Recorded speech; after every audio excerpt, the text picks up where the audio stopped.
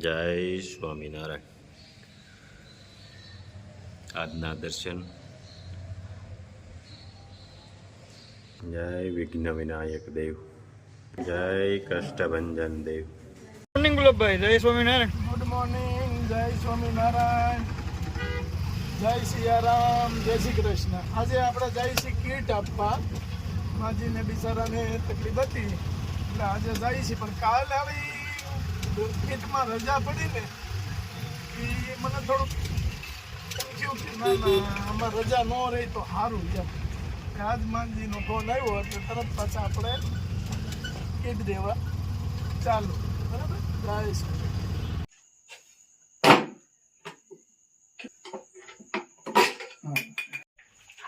તેલ બનાવવાનું કામ ચાલુ. બ્લેક તલનું તેલ, સુગંધ આવી તલની એક નંબર. આવી કે નહીં રાજુ? જોરદાર જોરદાર ને. એમાં જ રિઝલ્ટ હોય. ગમે એ તેલ ઉકાળીને દઈ દઈએ તો એમાં થોડું રિઝલ્ટ મળે. વ્યવસ્થિત રીતે સારું બનાવવું છે, નબળું બનાવવું નથી. જોકે ભગવાનની દયાથી આપણે ઘણી બધી ગ્રાહકી છે. આપણે લગભગ 2 દિવસ નથી જતા, ત્રીજે દિવસે તો બનાવવું જ પડે છે. અને દર ફેરે આપણે 2 ડબ્બાનું બનાવીએ છીએ અને આપણે એટલું ચાલે છે અને વયું જાય છે. મહારાજની મહેરબાની. આપણું કોઈ ન હાલે, પણ નીતિ સાચી રાખવાની. નીતિ કોઈ દિવસ ખોટી નહીં કરવાની. આપણે તો રાખીએ છીએ, પણ આપણી ભેગા જે છે એને આપણે કહીએ છીએ કે સાચી નીતિથી હાલજો તો ભગવાન તમને આગળ લાવશે. બાકી તો ઓલાની ગોળે કે ખોટી નીતિથી ભેગું કરી અને પછી જેમ ભાવે એમ જીક તાગડધીના કરવું હોય તો આ એ પૈસા જ્યાં સુધી આવે ત્યાં સુધી સારા લાગે. પછી જાય ને ત્યારે ઘરનું લઈને જાય. આપણે ગુજરાતીમાં અમારા ગૌઢા એવી કહેવત હતી કે કાઠિયાવાડની કે ગાંઠનું ગોપીચંદ લઈને ગયું. એટલે એ છે ને ગાંઠનું ગોપીચંદ લઈને જાય એવું ન કરાય. બરાબર, નીતિથી હાલો અને બધાને વસ્તુ સારી આપો. ભગવાનના તમારી સામું જોવે, 100% જોવે. અમારી પરિસ્થિતિ બહુ વીક હતી, છતાંય અમારે આટલે પહોંચાડ્યા. ઈશ્વરનો ખૂબ ખૂબ આભાર. અને જે આપણો યુટ્યુબ પરિવાર છે એને આટલી બધી મદદ કરી છે એની માટે ખૂબ ખૂબ આભાર, ધન્યવાદ. અને બધાને ઘણા ખરા ને એવું થાય ગુલાબભાઈ કે ઘડીએનું એકનું એક ઓઇલનું ને એનું બનાવીને મેકે છે, પણ એને આપણે શું કહેવાનું કે ભાઈ દરેક વખતે બનાવી છે ત્યારે અમે બતાવી છે, બતાવી છે, લાઈવ ડેમો બતાવી છે.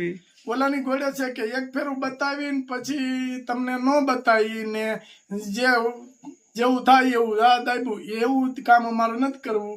એક જ ફેરી તમે પહેલી ફેરું બન્યું ત્યાંથી જોયું હોય તોય ત્યાંથી જોઈજો, અને અત્યારે બનાવી છે ત્યારથી જોઈજો. એક જ જાતની ફેરી હશે. બધી ઔષધિ તમારી નજર સામે છે, બધું નાખી અને બનાવી છે. એનું જ રિઝલ્ટ આપણે મળે છે. અને બાકી આપને બીજું કોઈ બતાવવાનું એવું નથી કે એકનું એક બતાવો છો. એકનું એક નહીં કે દર ફેરે બતાવી તો તમને ખ્યાલ આવે કે આ લોકોની ઠેરી ફરી નથી. ઓલું એક ફેરું બતાવી દે, તાવી તો ફેરવી દે ને તમે જોઈ લ્યો. એ ધંધો આપણે કોઈને અંધારામાં રાખી અને કોઈને ઓલાની ઘોડે ઉલ્લુ બનાવવાનો ધંધો આપણો છે જ નહીં, બિલકુલ નથી. ઉલ્લુ નોથી બનાવવા એટલે તો આપણે પોતાનું ચાલુ કરવું પડ્યું. બરાબર, જય સ્વામિનારાયણ. બધી લીલી ઔષધિઓ, બધી લીલી ઔષધિ.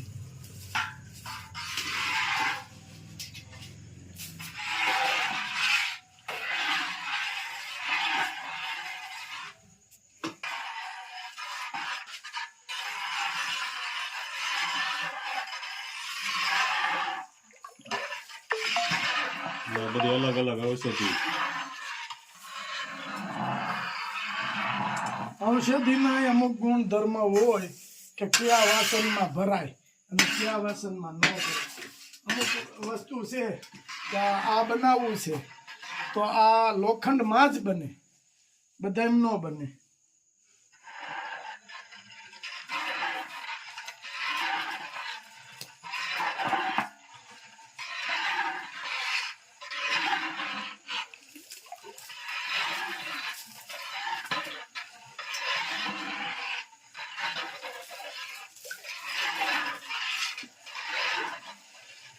કેમ ઔષધિની સ્મેલ આવે બધી? હે જોરદાર આવે છે ને? જોરદાર. વાત વસ્તુ તો જ બને અને તો લોકોને રિઝલ્ટ મળે. હાકા મનથી બનાવો તો બને. અને આ નકરું ઓલાની જોડે છે કે ઔષધિ. મેં આગળના વિડીયોમાં કીધું હતું, અત્યારે કહું છું કે નકરી ઔષધિ કામ નથી આપતી. પણ જે રસોઈ જે બહેનો ઘરમાં રસોઈ બનાવતા હોય એ આમ દિલથી રસોઈ બનાવે ને એટલે એમાં કંઈ ઘટે જ નહીં. બાકી બીજે જીવ હોય અને આપણે આ બધું કરતા હોઈએ તો એ વસ્તુ સારી ન બને. આપણે થોડુંક આની પ્રત્યે પ્રેમ હોવો જોઈએ, એવું બધું હોવું જોઈએ તો આ વસ્તુ બધી બને.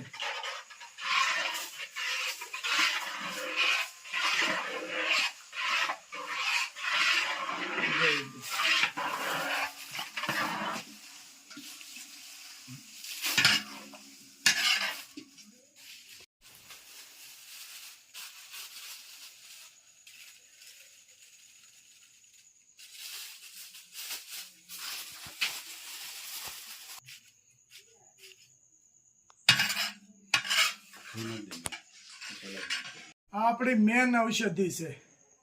આ ઔષધિ લગભગ તો ક્યાંય ન મળે. આપણે પહેલેથી કહેતા આવીએ છીએ કે આપણા ગુરુ મહારાજ આપે છે. એ અમારા ગુરુ મહારાજ છે ને એ આપે છે આ ઔષધિ. આ આપણી મેન ઔષધિ. અને ગુરુ મહારાજે કીધું હતું કે આ ઔષધિ લગભગ કોઈને ક્યાંય નહીં મળે. જય સ્વામિનારાયણ. આવો આવો.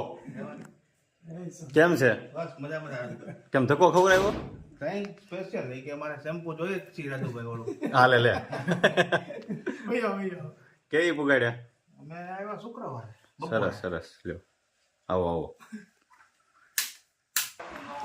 એમાં કાંઈ જો ઘટે જ નહીં. અમારે એક અમારા ભત્રીજા આની ઘોડે જ છે. આઈટમ કરવા આવ્યા લાગે છે. હા, વેકેશન પડ્યું ને? હા હા. એમાં વધારે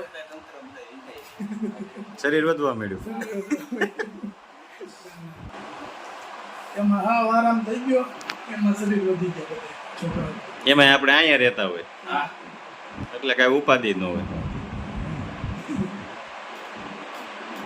આનું હે ને આવજો. આવજો. પાછા અમદાવાદ થી આવો એટલે આવી જાજો. હા.